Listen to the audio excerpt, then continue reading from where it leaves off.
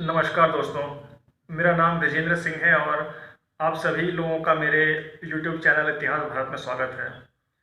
आज हम अपने वीडियो के माध्यम से आप लोगों को भारत के मुगल सम्राटों के बारे में बताएंगे और हम ये बताएंगे कि मुगलों के कुल कितने शासक राजगद्दी पर बैठे और इनका शासनकाल कब से कब तक था। मुगल वंश में कुल 17 शासक राजगद्दी पर बैठे और इन सभी शासकों को मैंने दो भागों में बांटा है। पहला भाग है द ग्रेट मुगल्स और दूसरा भाग है लेटर मुगल्स। नंबर 1 से लेकर नंबर 6 तक के सभी शासक ग्रेट मुगल्स की कैटेगरी में रखे गए हैं और नंबर 7 से लेकर नंबर 17 तक के सभी शासक लेटर मुगल्स की कैटेगरी में रखे गए हैं। अब शुरुआत करते हैं ग्रेट मुगल से।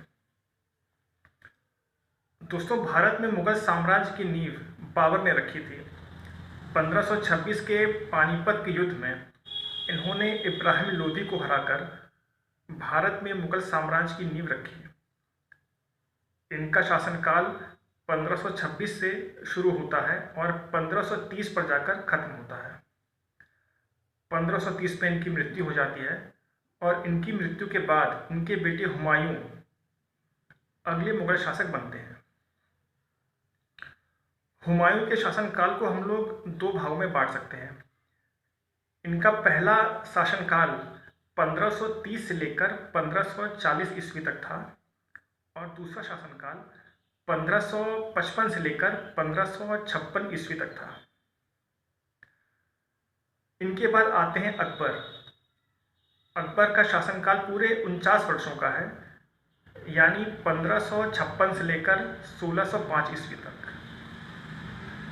1605 ईस्वी में इनकी मृत्यु हो जाती है और इनके बाद जहांगीर अगले मुगल शासक बनते हैं। जहांगीर का शासनकाल शुरू होता है 1605 ईस्वी में और खत्म होता है 1627 ईस्वी में। फिर आते हैं शाहजहां। शाहजहां का शासनकाल शुरू होता है 1627 ईस्वी में और खत्म होता है 1658 ईस्वी में, यानी 1658 में। अब शाहजहां के बाद इनके बेटे औरंगजेब अगले मुगल शासक बनते हैं। इनका शासनकाल शुरू होता है 1658 यानी 1658 में और खत्म होता है 1707 ईस्वी में। तो दोस्तों, ये थे ग्रेट मुगल्स, यानी बाबर से लेकर के औरंगजेब तक के जितने मुगल शासक हैं ये ग्रेट मुगल्स की कैटेगरी में रखे गए हैं। अब दोस्तों, ये सवाल उठता है कि इनको ग्रेट मुगल्स क्यों कहा जा रहा है। इनको ग्रेट मुगल्स इसलिए कहा जा रहा है क्योंकि इनके दौर में प्रशासन बहुत अच्छा था और हिंदुस्तान बाहर के आक्रमणकारियों से बचा हुआ था। मुगल साम्राज्य की सीमा कश्मीर से लेकर कन्याकुमारी तक फैली हुई थी। अब दोस्तों बात करते हैं लेटर मुगल्स पे। दोस्तों, लेटर मुगल्स की शुरुआत होती है बहादुर शाह प्रथम या कह सकते हैं बहादुर शाह फर्स्ट से।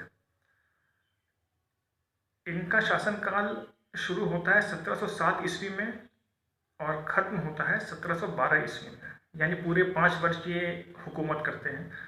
अब यहाँ पे एक सवाल ये उठता है कि इनको बहादुर शाह प्रथम या बहादुर शाह फर्स्ट क्यों कह रहे हैं।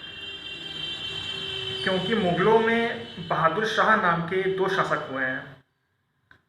एक ये है बहादुर शाह प्रथम जिनके बारे में हम अभी बता रहे हैं आप लोगों को, और एक है बहादुर शाह जफर। ये दोनों अलग व्यक्ति हैं, इसलिए आप लोग कंफ्यूज मत होइएगा।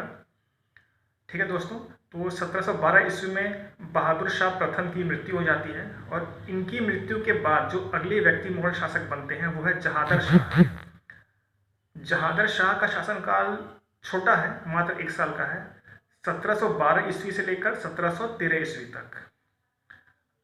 अब इनके बाद आते हैं फर्रुखसियर। फर्रुखसियर का शासनकाल शुरू होता है 1713 ईस्वी में और ख़त्म होता है 1719 ईस्वी में, यानी पूरे 6 साल। 1719 ईस्वी में इनकी मृत्यु हो जाती है और इनकी मृत्यु के बाद रफ़ी-उद-दराजत अगले मुगल शासक बनते हैं।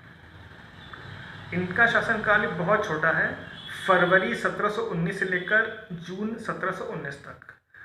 जून 1719 में शारीरिक अक्षमता के कारण, कुछ स्वास्थ्य गिरने के कारण इनकी मृत्यु हो जाती है और इनकी मृत्यु के बाद इनके बड़े भाई रफ़ी उद दौला अगले मुगल शासक बनते हैं।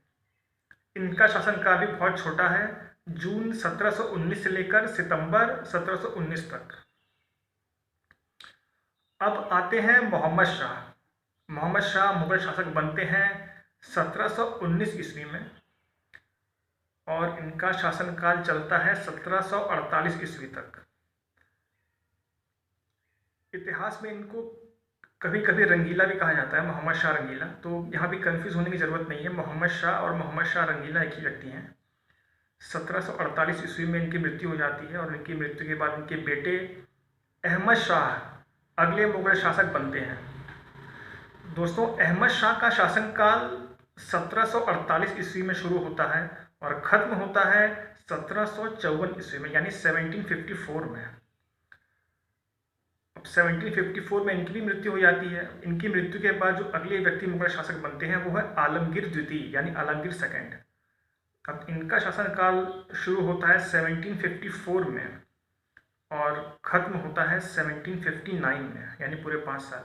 अब यहाँ ये सवाल उठता है कि इनको आलमगीर सेकंड क्यों कहा जा रहा है। इसके पीछे वजह यह है कि औरंगज़ेब आलमगीर जो थे वो इनको आलमगीर प्रथम यानी आलमगीर फर्स्ट भी कहा जाता है, और अभी मैंने जिनके बारे में बताया ये आलमगीर सेकंड है, और ये दोनों अलग अलग व्यक्ति हैं, इसलिए कंफ्यूज होने की ज़रूरत नहीं है बिल्कुल यहाँ पे।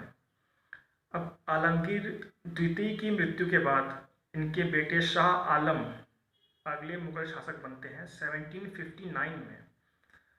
अब इनका शासनकाल शुरू होता है 1759 से और ख़त्म होता है 1806 यानी 1806 पे।